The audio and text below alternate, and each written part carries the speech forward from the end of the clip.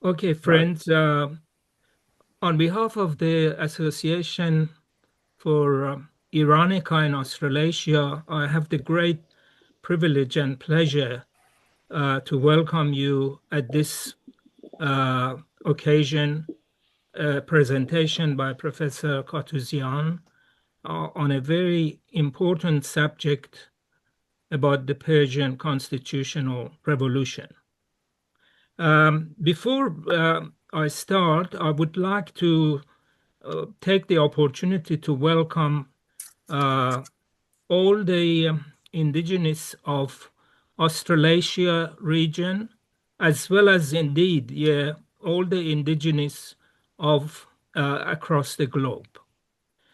Um, I also would like to pay a tribute to particularly the women and youth, and also all the people of Iran in their struggle for freedom and equality. Um, just a few brief words about the Association of Iranica in Australasia. Since its inception in 2004, this association has been engaged in organizing conferences and workshops and symposiums on all aspects of Iranian culture. And we had some very prominent scholars across the globe who have contributed in our conferences, which were primarily started in Sydney, in Australia. And since COVID, we have been more engaged in virtual lectures, which have been going very successfully. And we had few collaboration with very various universities, especially Australian National University. Um, and then we have continued on uh, to this time on various themes. No, I don't take much more of your time.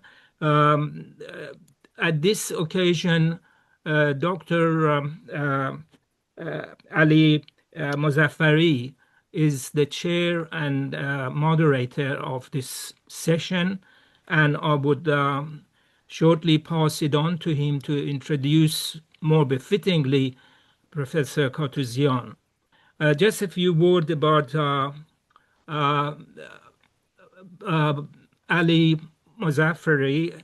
He's the scholar at the and a fellow at the moment in Aarhus University in Denmark.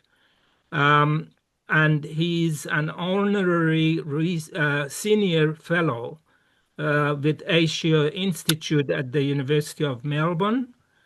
Um, and also, he had been formerly um, a fellow in the Deakin University, research fellow there, and then he will be returning to Australia to continue his post as honorary senior fellow with the Asia Institute at University of Melbourne. He's had several publications, and his expertise is in heritage, um, and his publications briefly includes the heritage movement in Asia, which was published in 2020, development of architecture and formation of heritage in late 20th century Iran.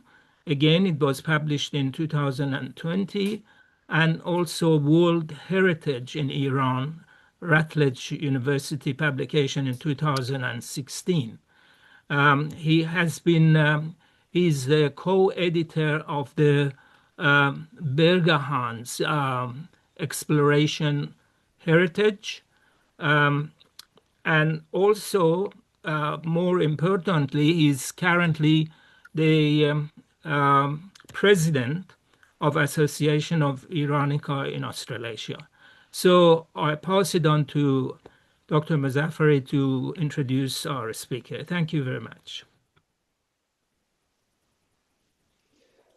Thank you very much,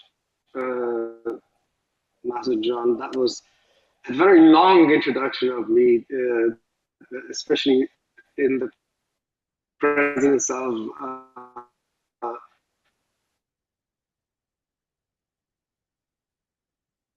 Katouzian today, who is a John, you better speak up a bit more. Your voice is a bit criticism. faint.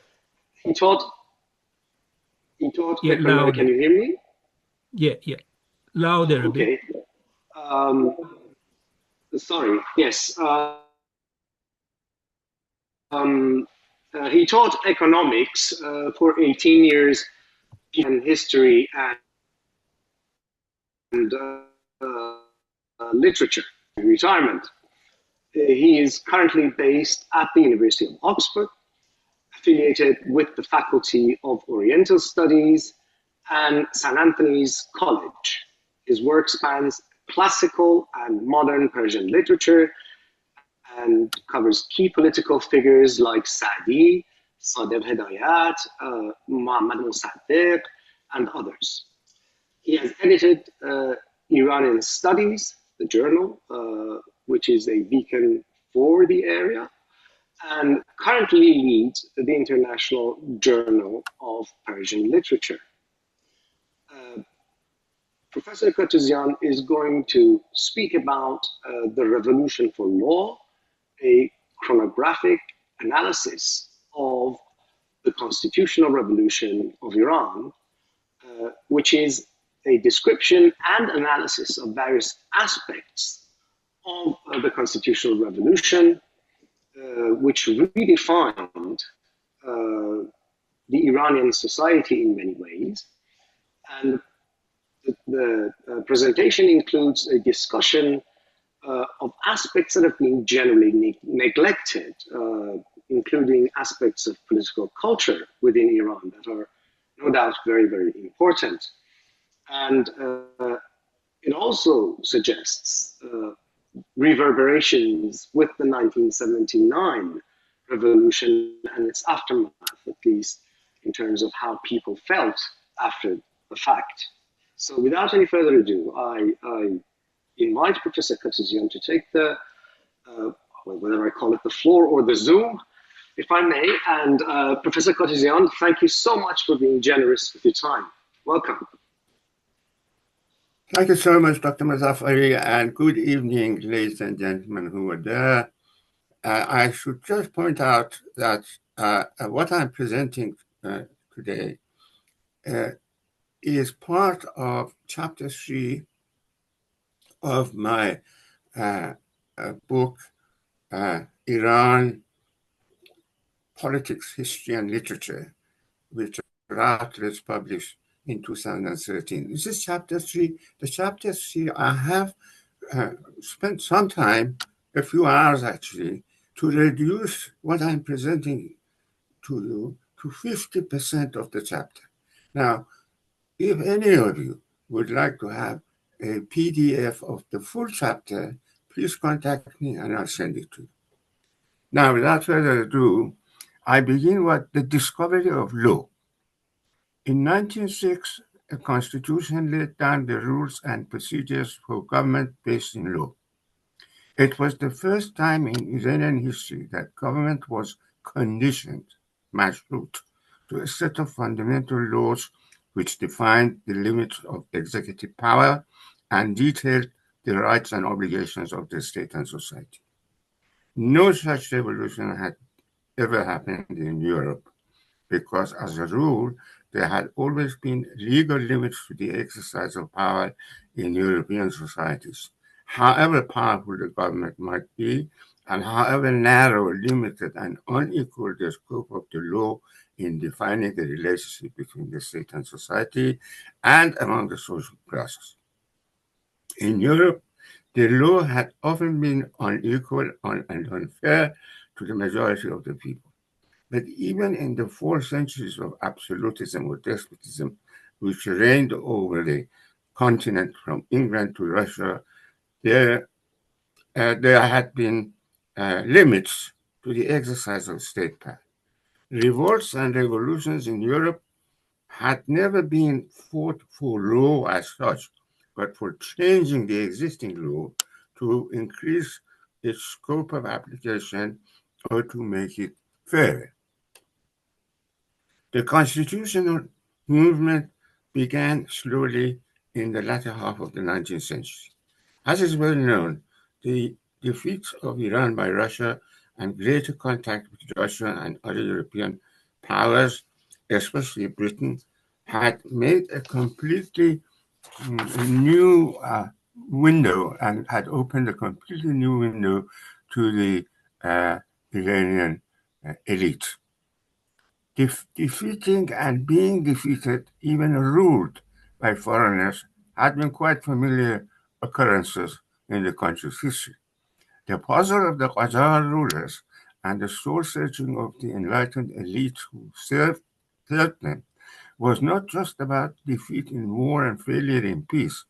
It was about the possession by their new adversaries and competitors of techniques and institutions which had never been known before and which gave them such superiority over the Iranians that it looked as if in no amount of traditional power and technology might equal.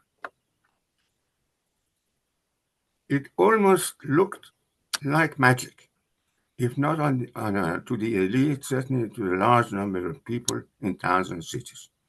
The tales that were spread about Europe, European cities, European science and technology, European armies, European wealth, European liberties, and not least sexual habits, were mostly fantasy or at least highly exaggerated.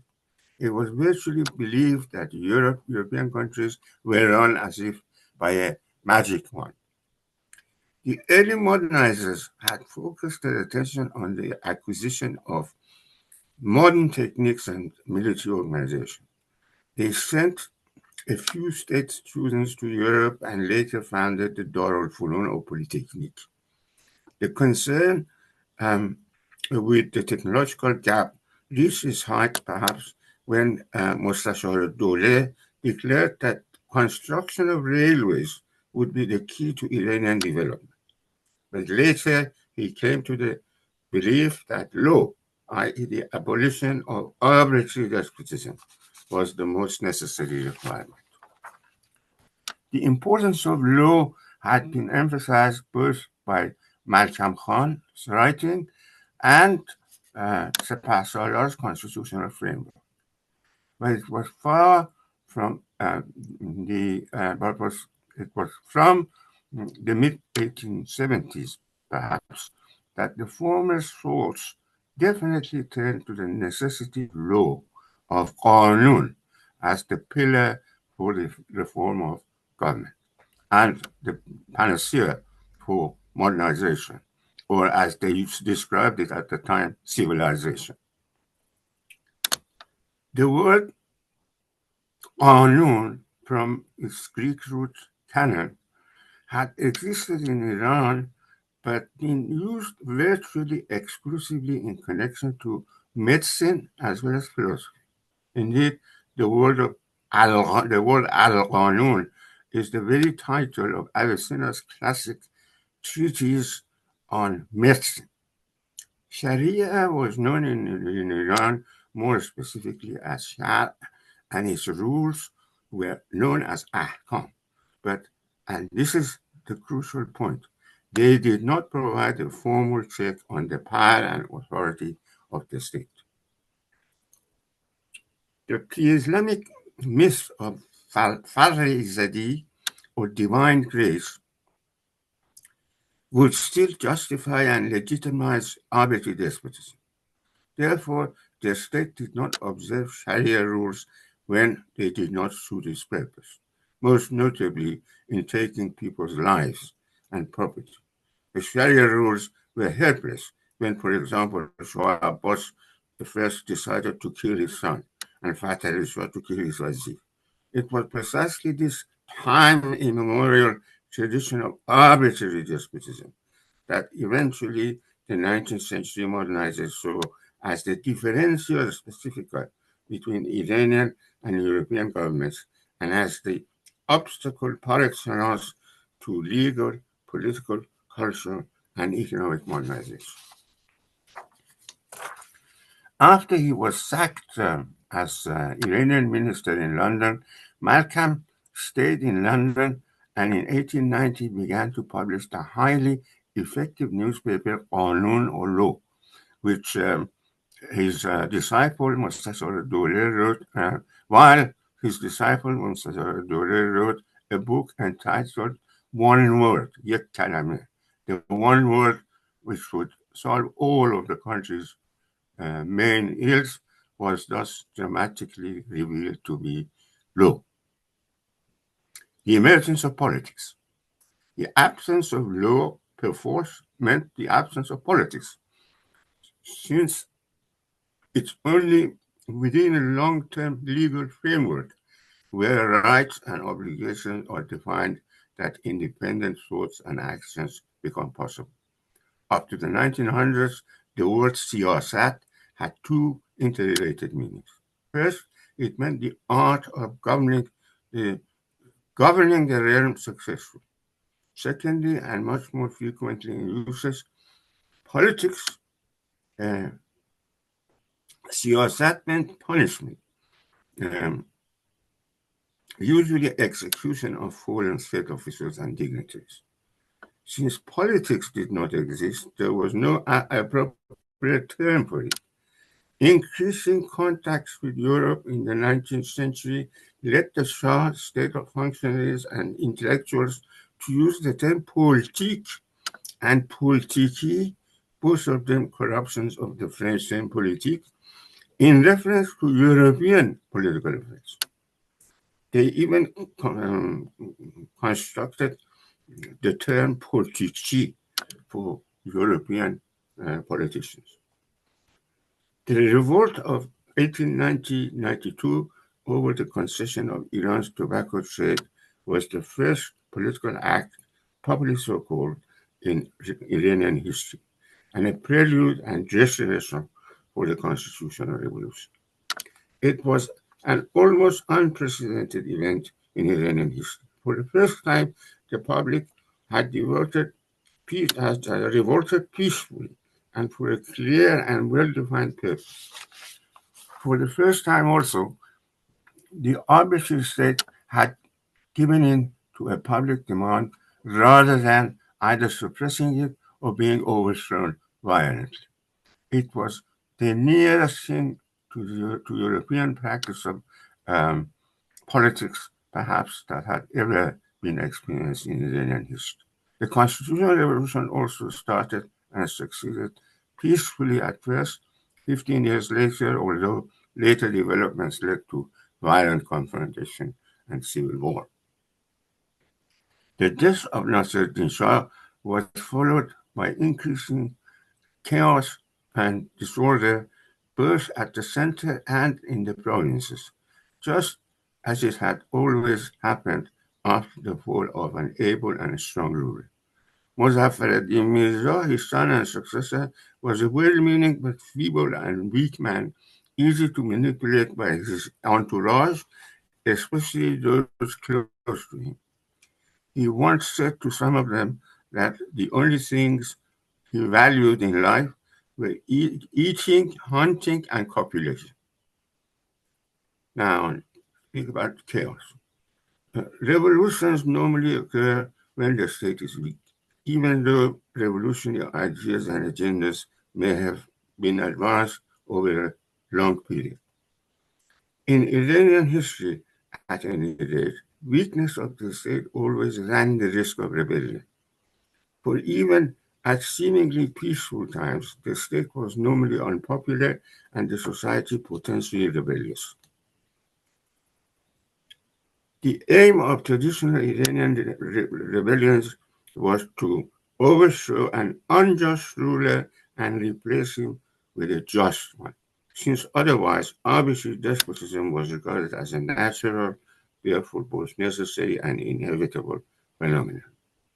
This time, however, as noted, the window of Europe had offered the very attractive alternative of lawful and responsible government. It was such that Prince Sultan, the Shah's elder brother, who was not at all nurtured for democratic sentiments, said after visiting Paris, I quote, although they said there is freedom and republic in France, that is, and there is absolute license, this is not the case. In this country, it looks as if everyone has the book of law under his arm and in his mind and knows that there is no escaping from the clause of the law. This was the other side of the coin. Lawful government was not just the opposite of arbitrary despotism, but the opposite of chaos as well. Chaos had always been seen as the natural alternative to arbitrary despotism, just as absolute and arbitrary despotism had been regarded as the only alternative to chaos. Arbitrary despotism, estébdad, was identified with stability and chaos, and chaos, fitne, ashub, enqelabat, etc., with generalized lawlessness. Now it looked as if there was a magic wand that was certain to rid the country of its traditional habits, arbitrary despotism, and chaos at a stroke, which would inevitably lead to modernization and progress. The end of the 19th century was a moment of great weakness for the Qajar state. A strong ruler had died, a weak ruler had replaced him. Most of the officials at the center were even more than usual cynical and largely concerned with gaining or retaining power and lining up their own pockets. Provincial governments, no longer being afraid of the stick of the center, were behaving even more unjustly than before. And nomads, tribes, other clans were responding in like manner whenever they found an opportunity to respond. In the diaries for the years 1897 to 1905, which have come to light in recent years, Malakul Mubarakhin details the growing chaos both in the center and in the provinces. There are loud complaints of governors general confiscating people's property and raping women, while at the same time nomadic people attacking and looting villages and taking their people into slavery. Such was the informal history.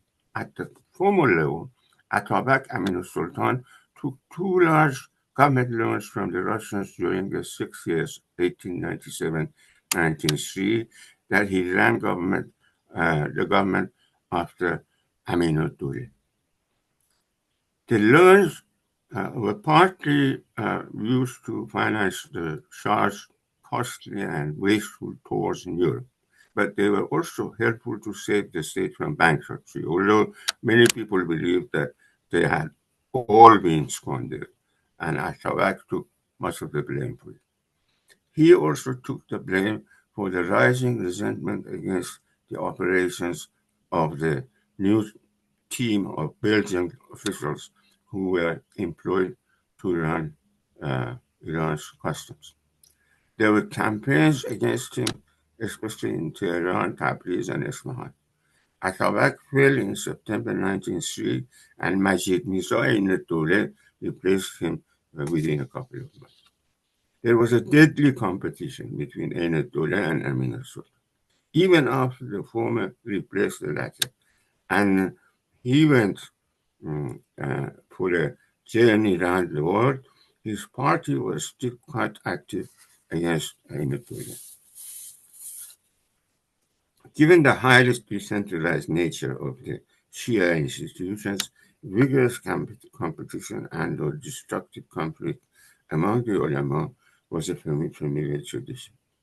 After the death of Mirza Hassan Ashtiani, who had been the most prominent mujtahid in Tehran, both Sheikh Fazlullah Nuri and Sayyid Abdullah Behbahani wished to be recognized as the chief mujtahid in the city. The personal rivalry between Nuri and Behbahani began to take shape along political although newly, acted in concert with other ulama at the crucial moments before the campaign for the constitution bore fruit. Now, come to constitutionalism.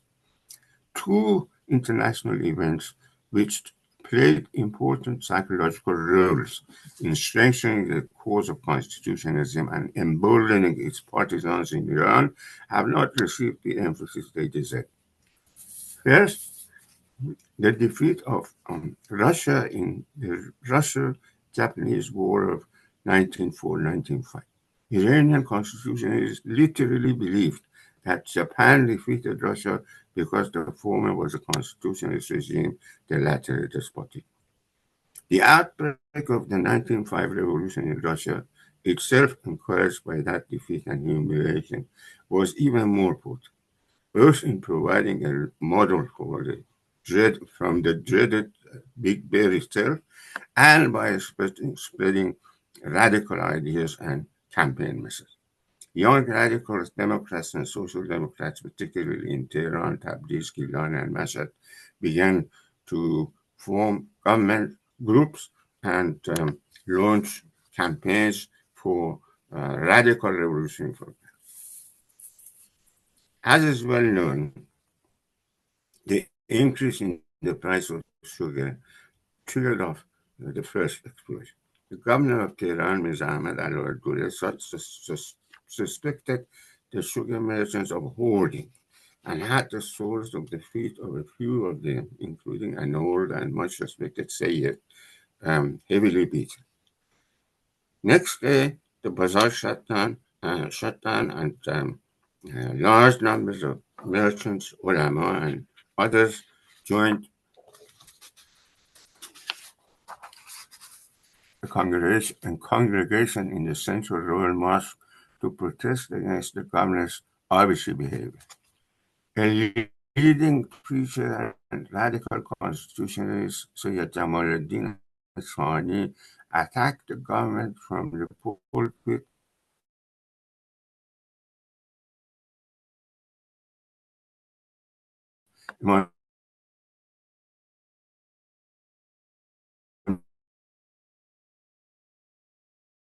Jum'eh, who was a friend of the chief minister, denounced him and his men from various. The Bas, meaning sanctuary or sit-in strikes, was financed from various sources, especially merchants and traders, but also, more important, enemies of Dole, who otherwise cared little for lawful government. Seen from the angle of the European tradition, some of the biggest pillars of the establishment were conjoining with those that wish to bring it down.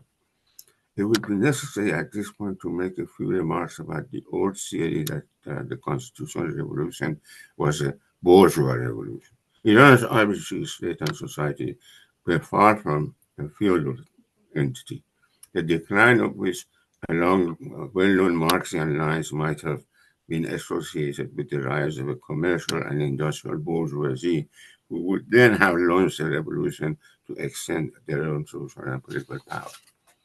It was not class conflict, but state-society conflict that brought disparate forces together to demand law itself. And nowhere was this demand expressed as eloquently and vehemently as in a sermon by Sayyid Jamaluddin Isfahani aforementioned, of which the following is a short specimen. People, nothing would develop your country other than subjection to law, observation of law, preservation of law, respect for law, implementation of the law, and again law, and once again law. Children must from childhood read and learn at schools that no sin in religion and the Sharia is worse than opposing the law.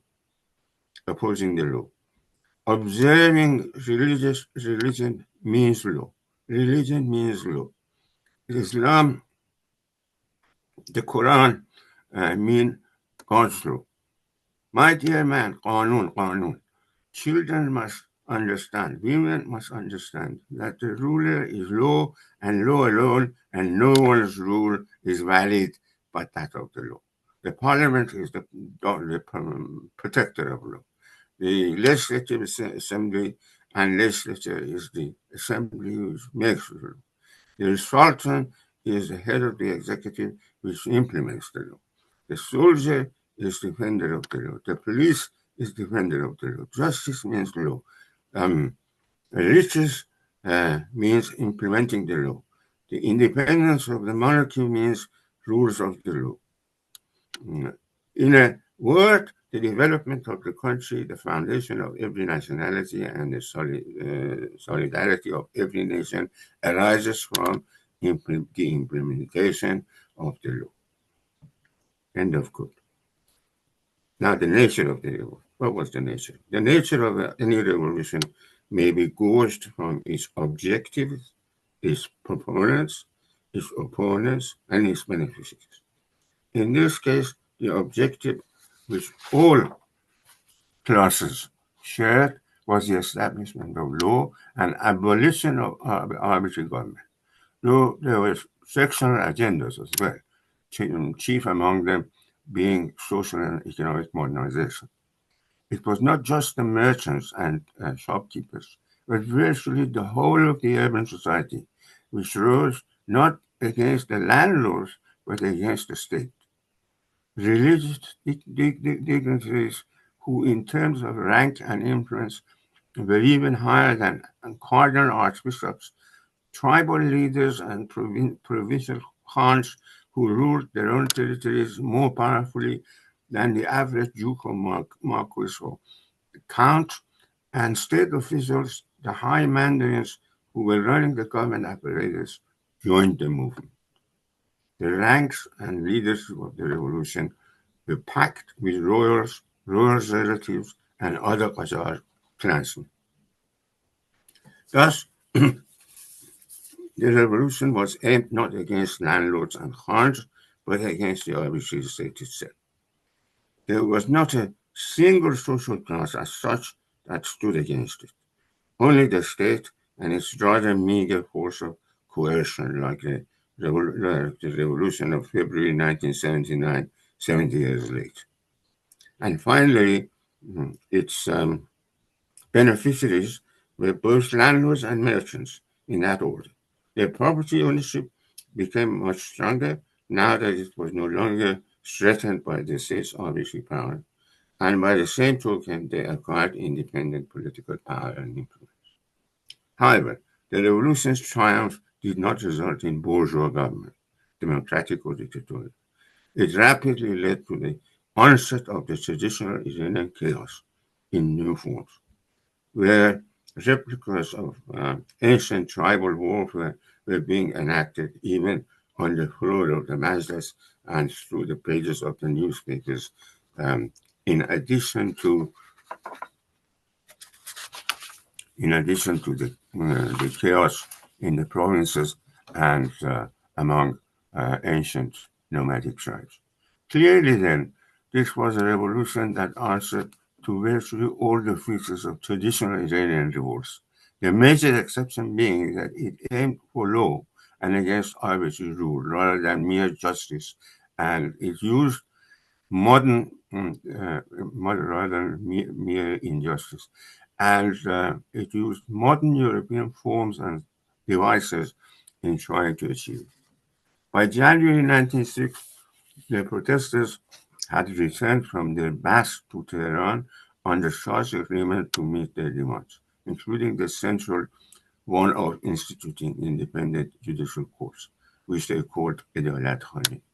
Prior to this, the most dramatic attempt to try and persuade them to return was the mission of Amir Bahadur Jang, a simple-minded devotee of the Shah and arbitrary state, who was sent by Einatollah both to plead with them and intimidate them into breaking sanctions.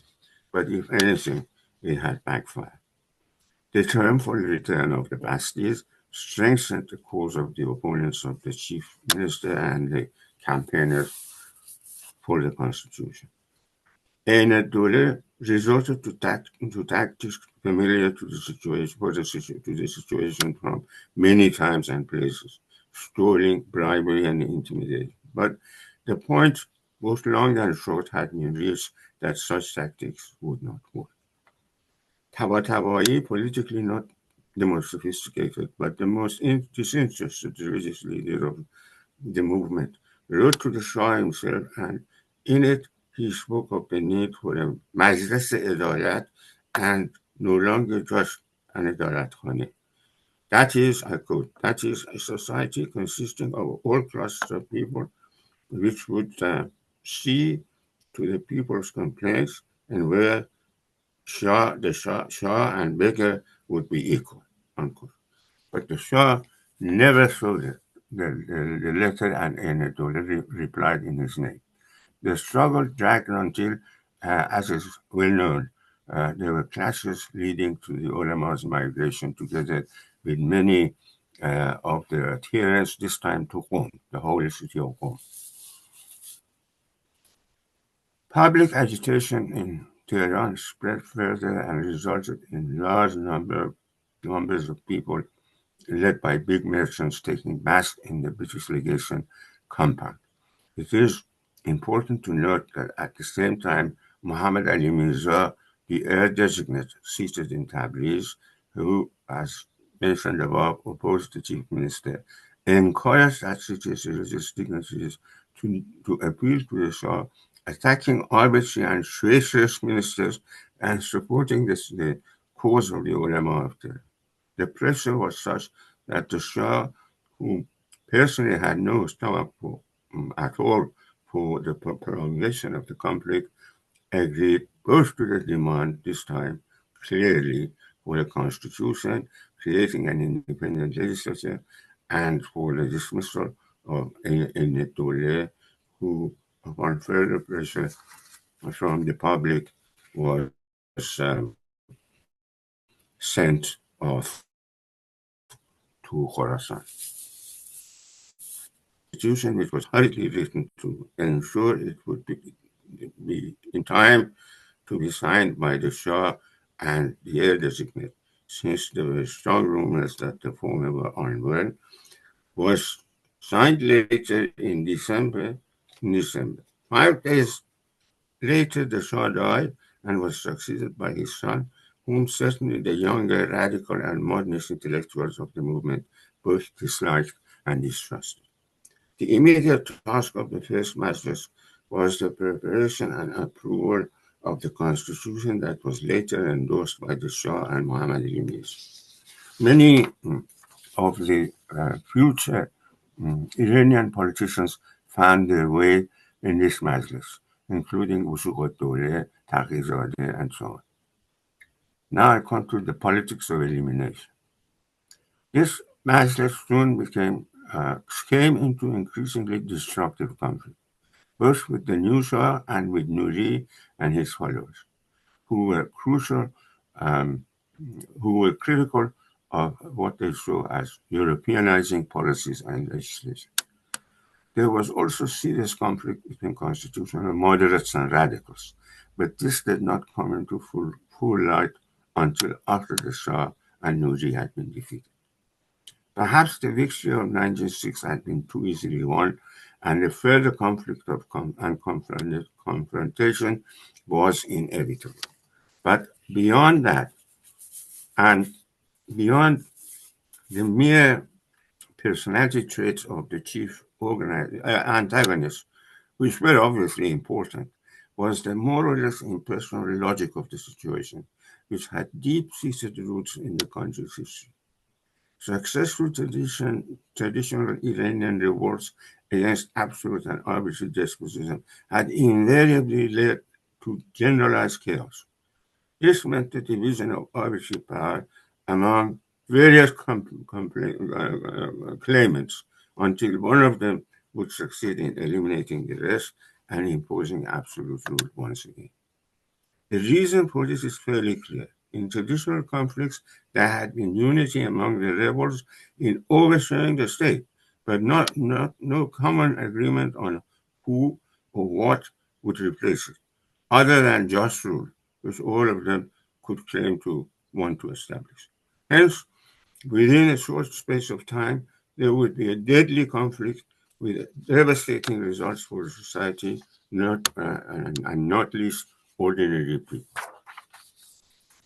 In a superficial comparison, this would look familiar from European revolts and revolutions as well.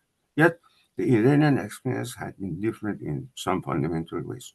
European revolutions were campaigns not for law, but for changes in the law that would extend more rights to wider cluster of the society. Therefore, their success did not establish law itself, which in some form or another had existed before, but a new law or constitutional framework. Hence, conflicts after the triumph of the revolutions was about the kind of new law that was to be established. And this often reflected the conflicting interests of the social classes which had been represented in the revolution.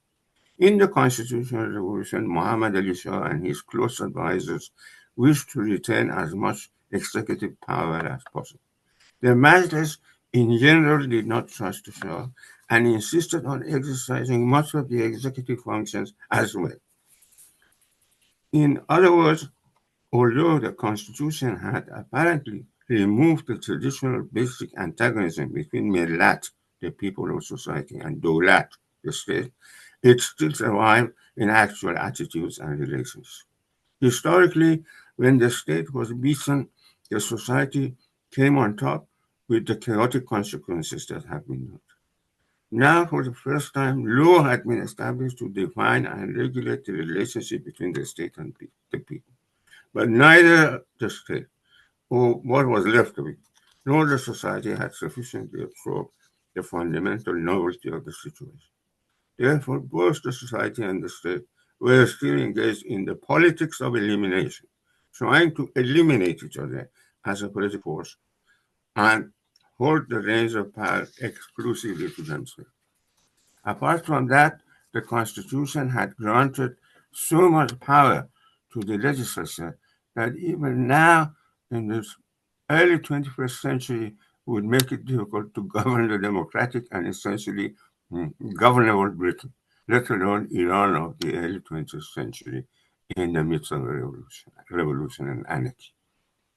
And yet, there were no real parliamentary parties which might have negotiated with each other and the Shah in an attempt to manage the conflicts.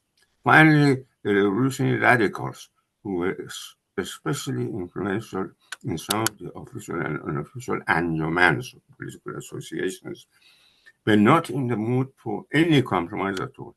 Not only did they insist on virtually unlimited people's power, but at the same time, they were impatient to apply European modernizations as much and as quickly as they dreamed. This was the sharpest end of the stick of the conflict, insofar as the religious traditions were concerned. It certainly is true that Nuri, regarding himself as the most learned mujtahid in Tehran, perhaps everywhere outside the Atabat, felt slighted by the ascendancy of Behbahani as the chief religious leader of the revolution in Canada. But the fears and forebodings of himself and a few other mujtahids were not just limited to narrow private interests. And in any case, they tried to make a public case for their opposition, although eventually they sided with the Shah against the constitutional government. The first test was the government of Amin al-Sultan. He had been very unpopular as chief minister both before and after the death of Nasruddin Shah, and had left the country after his fall in September 1903. Now it looked as if someone as able, pragmatic, and wily as he could try and bring a compromise. He had the support of Behbahani and other moderates, but both the radicals and the Shah distrusted him. apart from purely personal considerations, his success will reduce the chances of total triumph either by the Shah or by the radicals, especially as it was likely to have the support of both Russia and Britain. His assassination at the end of August 1907 was a consequence of such fears by those opposite forces. There have been lengthy discussions and debates on whether the Shah or the Democrats organized the assassination. The balance of argument and evidence shows that Abbas Agha, the young radical activist from Tabriz, had shot the fatal bullets. But there is very little doubt that the Shah's party received the news with a sigh of relief, and that perhaps they themselves were pursuing the same, and when they were relieved of the task, at the same end, when they were relieved by the task of the task by the other side. In mid-December, large numbers of ruffians took to the streets shouting slogans against constitutional government. We follow the Quran, we do not want mashrute. We want the Prophet's faith, we don't want mashrute. At the same time as the mob set up tents in the archery square, not far from Baharistan, the Parliament Square, the Shah summoned, abused, dismissed, and arrested his ministers, threatened to kill Nasser al-Mulk, the first Iranian Oxford graduate, who was saved by the intervention of the British legation on the condition that he would leave Iran, as he duly did next month. This shows clearly how the moderates were caught between the radicals of the two sides. As things turned out, the Shah was not yet ready to go to the whole length of the way against the Majlis. His hesitation, in fact, helped to turn the situation, and he himself had to sue for reconciliation, however flimsy it in fact was. But in retrospect, it is clear that Nasser al-Mulk's ministry was the last chance for a compromise, assuming that a compromise would have been at all possible in a situation where most of those concerned did not want one. The Shah was more determined and better prepared next time round, but it is seldom sufficiently noted that he went into action after an unsuccessful attempt on his life when the Majlis did not let the chief suspect, Haydar Khan Amogli, known as the bombist, be prosecuted. He had organized, and Haydar Khan had organized and participated in Atabad's assassination, and was later to organize and participate in the assassination of Behbahani, the doyen of the Moderate Party, and once again get away with it.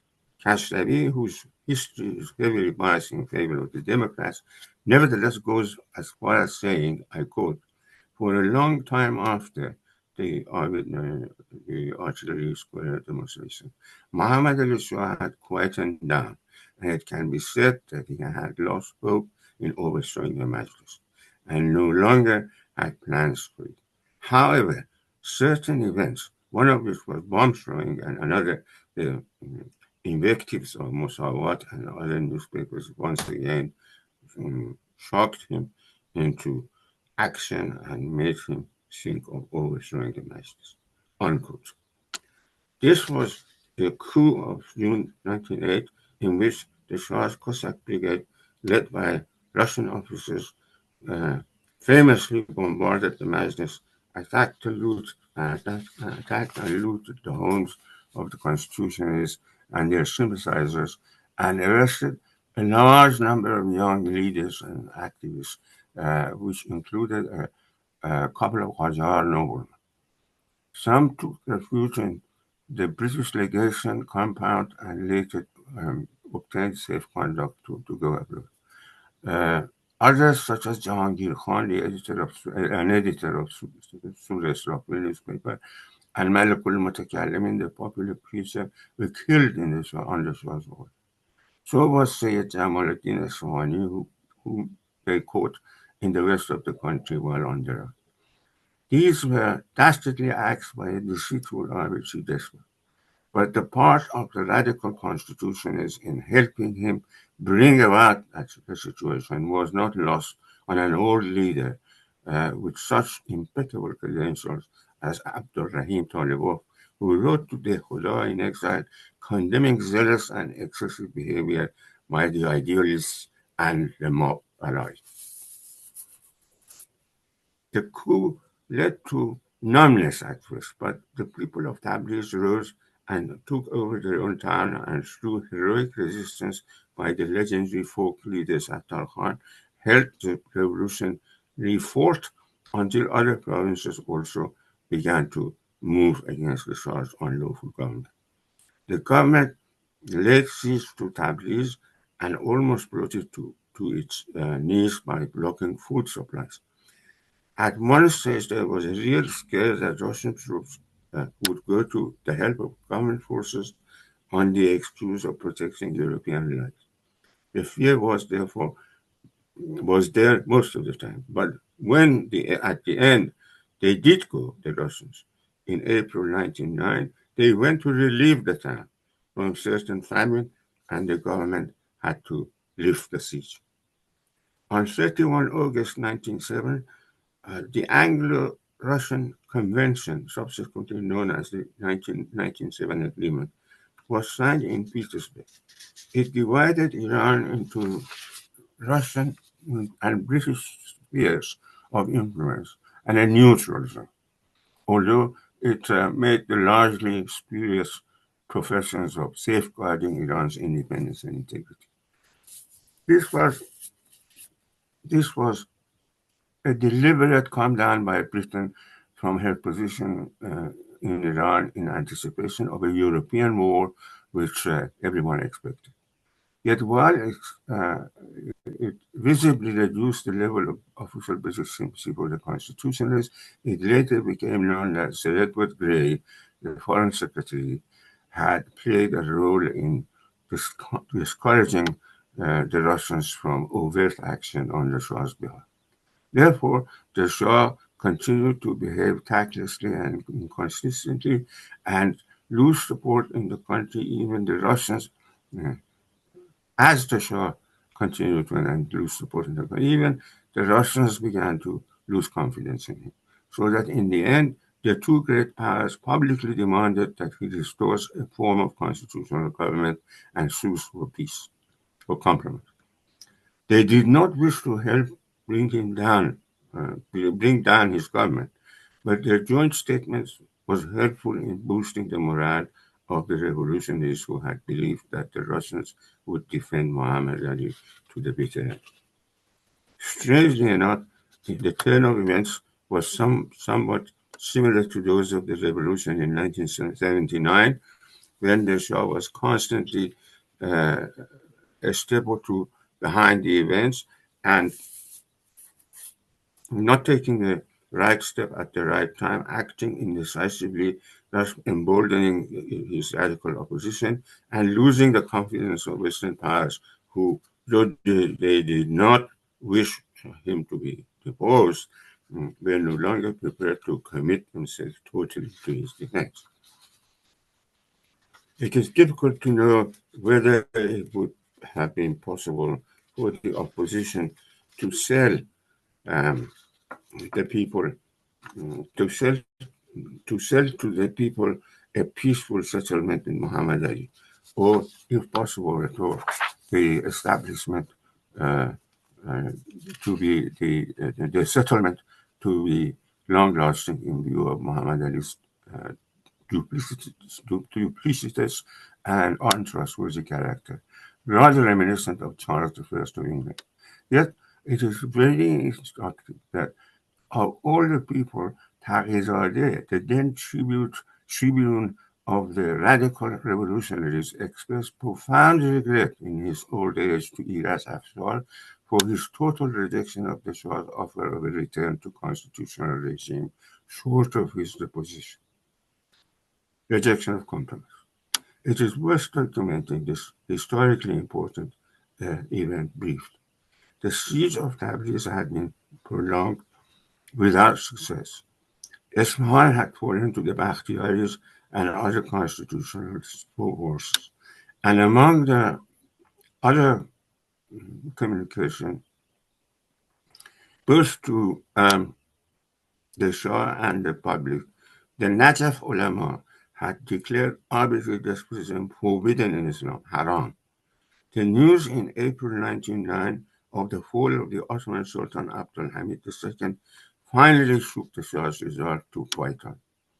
After the Russians, in effect, broke the siege of Tabriz and brought relief to its starving population, the Shah began to realize that his chances of victory were very slim, especially as both the Russians and British were publicly urging him to, and the revolutionary leaders to compromise. He dismissed the reactionary ministry of Mirza Ahmad Mushir al-Sultaneh, and at the same time, he issued a general amnesty for all the constitutionalist fighters, and I quote, the new cabinet went as far as issuing an edict which forbade any publicly expressed remarks or spreading untruthful rumors about Mashruti on pain of severe punishment. They said if anybody speaks against Mashruti, they would be punished. This is, I quoted from Kashri. They ordered to repair and reconstruction of the Majlis building, and in Kassavi's words, thus Muhammad Ali restored constitutionalism. Unquote. However, the Gilan militia went ahead and captured Qazvin regardless, but having received the news of the restoration in Tehran and the Shah's letter declaring amnesty, one of their two most important chiefs, Sapahdar, later Sapahsolar Tonakawani, ordered them to celebrate by illuminating the town.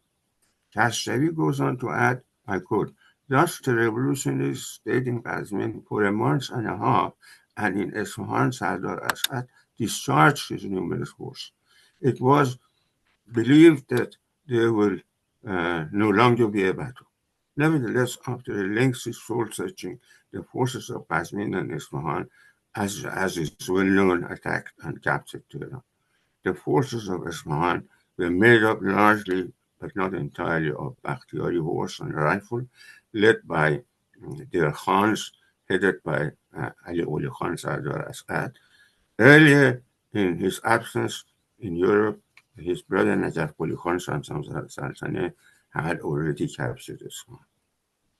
Happily, the battles outside and inside Tehran neither took long nor heavy casualties. Nor were vindictive measures taken against supporters of the Shah's regime, largely due to the influence of the Anglo-Russian powers, but a couple of executions were allowed, including that of Sheikh Fazlullah Nuri.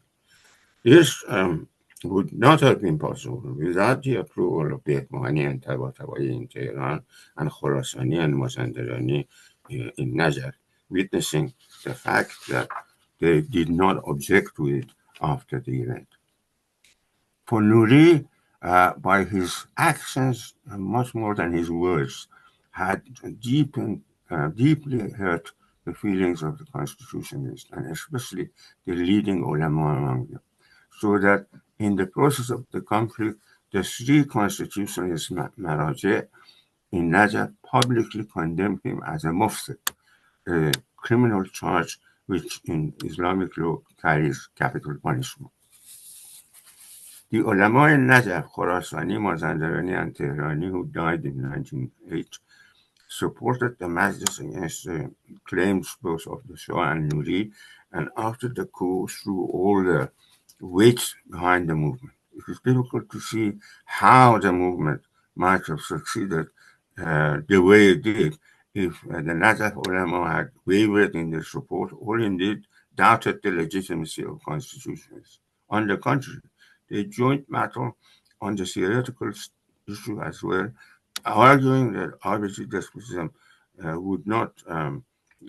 was not legitimate in Islam, and that constitutional government was not a government of license and chaos, but one based in law, in which the government was responsible for to the public, and the people were before the law. Their interpretation of constitutional government was sound, but that is not the spirit in which the country, even most of its leaders, responded to the new regime. The second decade of the 20th century was a period of growing license rather than rising liberty.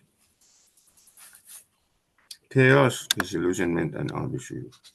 The triumph from 1909 did not and could not turn the country into paradise on earth overnight, as had been hoped by many revolutions. It could possibly have led to gradual reforms and developments resulting in long-lasting achievements.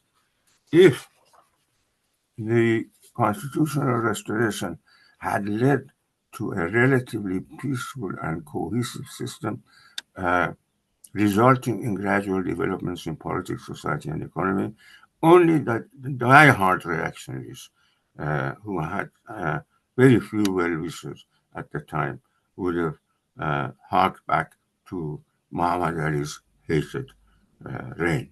It was because the ideals of political development were quickly lost that hopes gave way to despair and harsh government came to be valued over persistent chaos. Thus, the old habits of discord and lack of social cohesion and cooperation, and the attitude of total gain or total loss, in short, the politics of elimination, was too ingrained to make peaceful development possible.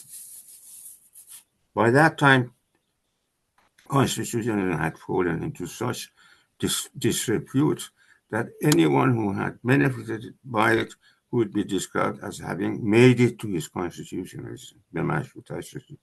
And anywhere there was rioting, looting, and pillage, people would say there was constitutionalism. Mashruta.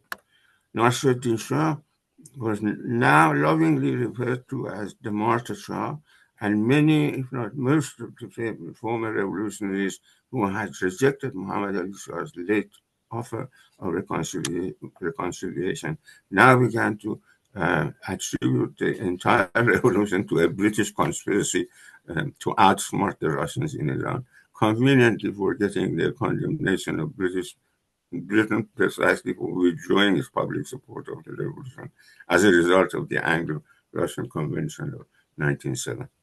One can see the analogy between that and the attitude of the disillusioned participants of the revolution of February 1979, who rejected Muhammad Reza Shah's late plea for compromise and insisted that he should go at all costs. But later became convinced that it was not they, but the Anglo-American powers who had instigated and run the revolution.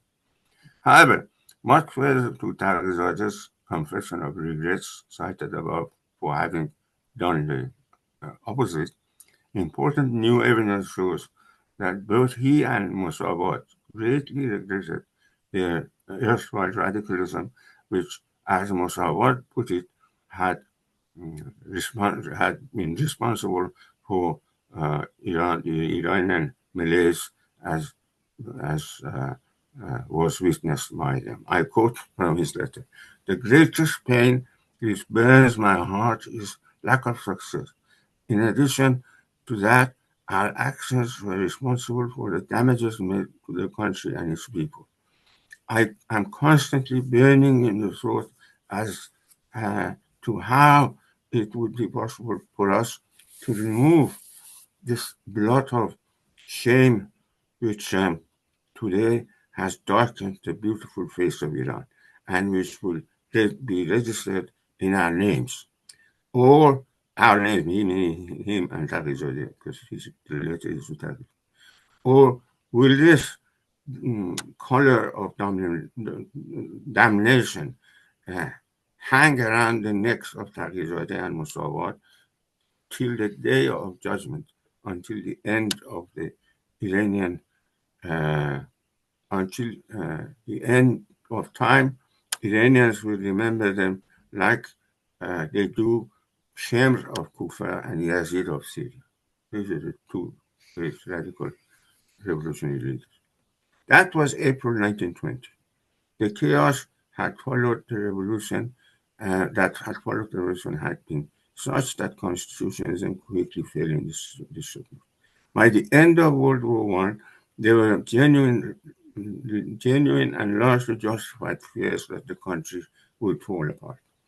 Such fears were the main motive force behind the 1998 agreement, and the failure of that agreement was the main cause of the coup d'etat of February 1921, which led to Reza Khan Pahlavi's dictatorship and later, obviously, despotism. Thank you so much. Thank you very much, Professor Katouzian, for this thorough through the force of the history of the constitutional revolution. If I may use my position as a chair, I would like to privilege myself by asking you the first question, if others don't mind. It seems to me from what you said in your lecture here, and also through the other works and the many works that you have, and some of them I've read as well, that there are certain motifs that, as you pointed out, even the headings of things that you said, that seem to be repeating, in your view, in the Iranian history. For example, the poles of chaos and arbitrary rule from one to the other, like it's like a cycle, like a vicious cycle of events. But also political culture, it seems, that is an issue. Dare I say, it may be an issue even today. When you refer to the kind of politics of elimination, the quick desire for radicalism of different sorts, and also the absence of politics that seems to be perpetuating all the time. If I go back to the, if I may, to the constitutional revolution, would it be fair? This is my reading, and I would like to ask your opinion, please. Would it be fair to suggest that because of this revolution, the ideas of which perhaps were a combination of things from outside as well as forces from inside,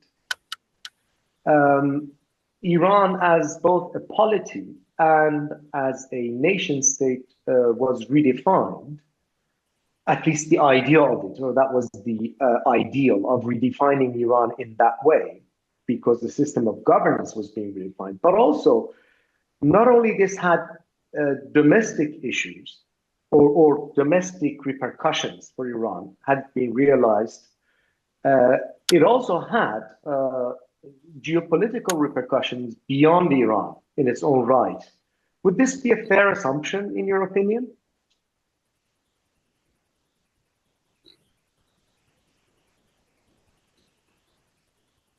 Professor Katouzian? Hello, I'm waiting. Are you finished your question? Yes. Sorry, it was a long question, yes. No, I was wondering. The question is, the constitutional revolution, first of all, it's not my opinion, the cycle of arbitrary rule and chaos. It's facts of history. You read Iranian history, that's exactly. Now, lack of politics, lack of law, all of them are factual. But the constitutional revolution had, as I said, popularly aimed at the establishment of law. That is to say, all the revolutionaries were behind it. But there were sectional interests as well. Some were more radical, some wanted, they were not quite nationalists in the modern sense of the term, but they did want to bring about political, social, economic development, and some form of democratic government, that sort of. But it was not. It did not end up by defining a nation state. That's Reza Khan's despotism. Because Reza Khan, of course, Reza Khan would not have come to power had it not been for the failure of the constitutional revolution. Not for the constitutional revolution, but because of its failure. If Wasouq's 1919 agreement had succeeded, we should have done. The people being utterly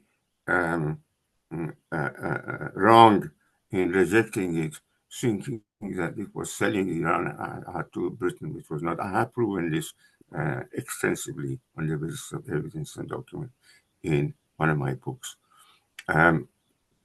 If they had not rejected that, then the 1919 agreement would have worked, and the constitutionalism had not been abolished, would not have been abolished, as it was by Reza Khan.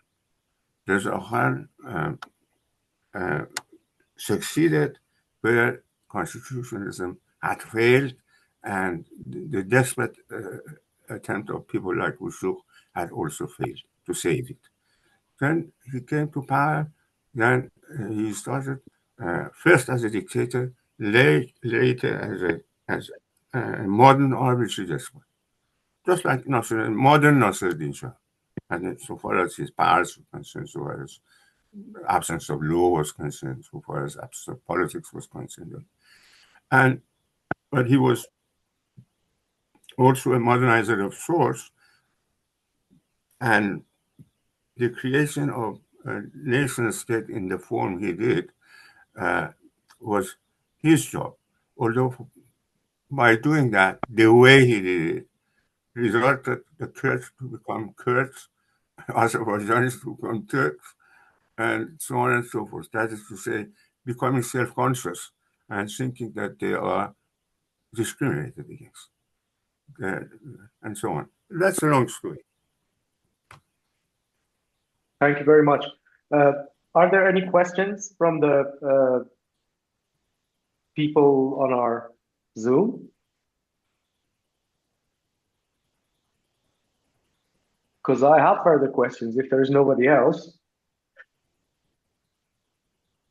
Okay, all right. I'll use my position again to ask this question again. So, Professor Katouzian, it seems that I was very interested in your kind of discussion here that modernization and civilization were kind of seen in relation to one another since the 19th century, at least, as you mentioned. And it seems that would it be possible to see this the constitutional revolution in terms of an attempt to instill civilization inside Iran, so in their own definition, so a civilizing mission from inside, rather than the usual idea of a civilizing mission that's being imposed by colonial forces, and therefore would it be fair to assume also, to what extent can we assume that it was not necessarily as such an anti-colonial movement, but as you say, I believe, an anti-despotic movement facing inside? Would that be a reasonable assumption? Yes, it was absolutely anti-despotic. It was also largely anti-Russian. Not so much anti-Russian because the Russians were in the country. Their forces were in the country. Towards the end of Muzaffaruddin Shah, that sort of period between Nasruddin Shah and the revolution, they were even collecting taxes to Russia in Gilan. And so obviously they were visibly hated. They were really hated. But that was also seen as a cause of the arbitrary despotism in Iran, in that the people believe that arbitrary despotism depended on Russia and Russian Tsarism. So, as I say, I mean, such as the ulama in Nazar, for example, they believe that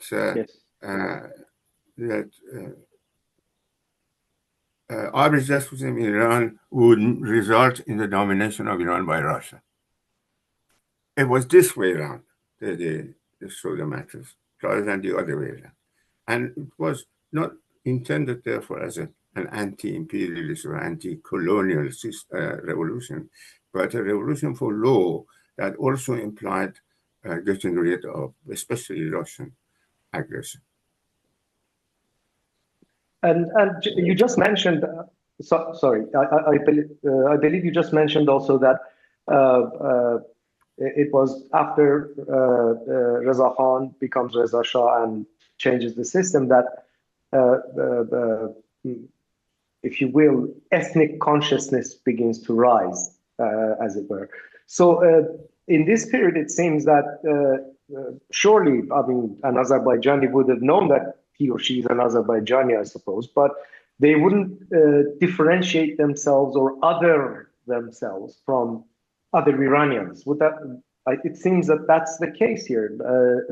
More of a unifying form of social movement than dividing, right? Well, right. You see, nation state could have been created much more successfully by keeping in force all the ethnic communities of the country, keeping them as part of the process, not a kind of Persianist nationalism which would curse the Turks, the Arabs.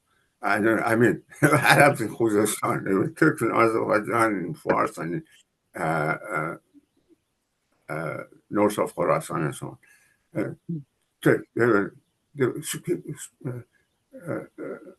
school history books swore at Turks, swore at Arabs, swore, I mean, backward, aggressive, and anyway, even worse than that. For example, I'm giving that as an example. That way of creating a nation state resulted in ethnic antagonism, in ethnic resistance. Otherwise, nation states could have been created peacefully and with positive results.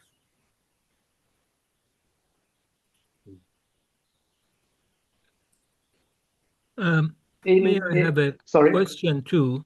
Sorry.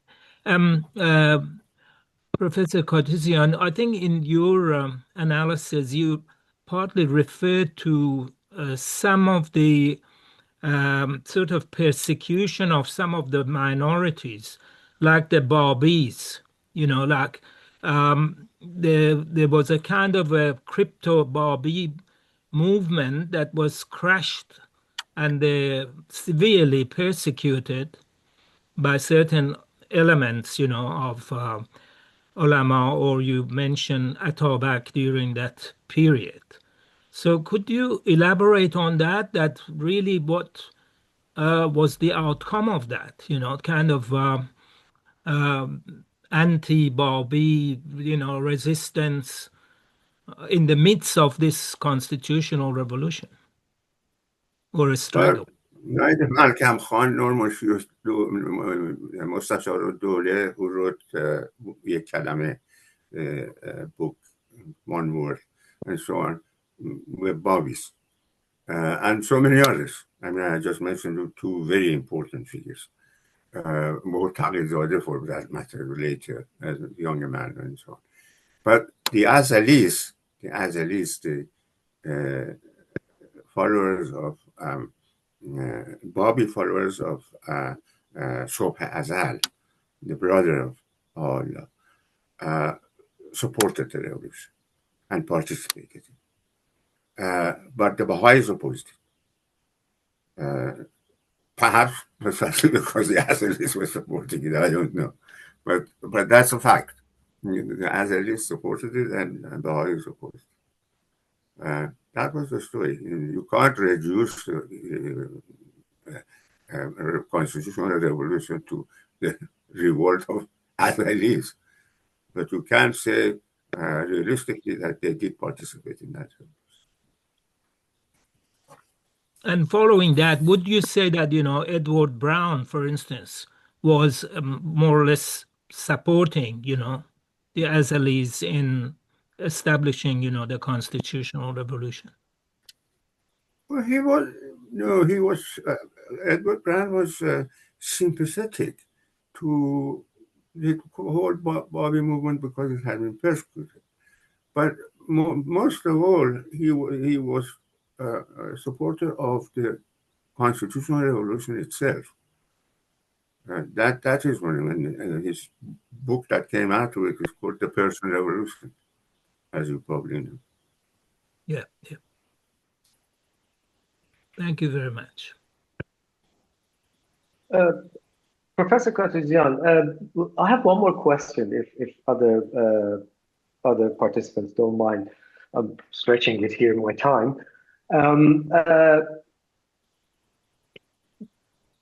Would you say that this pattern that you have noted in your body of work in terms of the pattern of things that I mentioned, chaos, the cycle of chaos, and the lack of politicking, if you will, or the absence of politics, and therefore a kind of a weak polity as a result of that. Would you say that this still persists even to this date, or what features of it do you see? What are the reverberations from that and from the constitutional revolution until the present, if there is anything remaining? In some parts, yes. I mean, the question is this: look at the revolution of 1979. Look at that. It was the revolt of the whole people against the state, just like the constitutional revolution. His program was anti-imperialist in part, but precisely because they thought that the Shah was their stooge. The struggle was against the Shah, not America and Britain. But they were anti-imperialist because they thought the Shah himself, well, quite wrongly they thought, the Shah was the stooge of Americans. And they were united under a single slogan. Whereas there were fictional interests among them as well. Some of them were Marxist-Leninists, some of them were Democrats, some of them were liberals, some of them were Islamists, and so on and so forth. Just like the Massachusetts, it's direct rehearsal. It's absolutely the same thing happening at that time in favor of civilization or modernization, at this time in favor of Islamic communism. That's Iran. Thank you very much. Are there any questions from those present? Any further questions? No? Okay. In that case, sorry. Doesn't appear so. Yeah. Okay. Oh, okay. All right. Sorry. Okay. In that case, Professor Katouzian, allow me to thank you very much for your generous time, for the engaging and informative lecture, and I hope to see you again sometime soon. Thank you very much. Thank you so much. Thank you very much. Thank you very much, Professor Katouzian. It was great pleasure. Thank you very much. Welcome. And thank you everybody, for participating. Indeed. Thank you. Bye-bye. Thank you, everyone. Bye. ممنون پروفسور کاتوزیان. خیلی ممنون. خواهش میکنم. قربان به شما. امید دیدار. به امید دیدار. امید دیدار حضرت علی. قربونتون برم. مرسی. به امید دیدار مسعود جان. قربان شما. مرسی. خدا خدا حافظ روزتون شما خوش. آقای خدا روشن.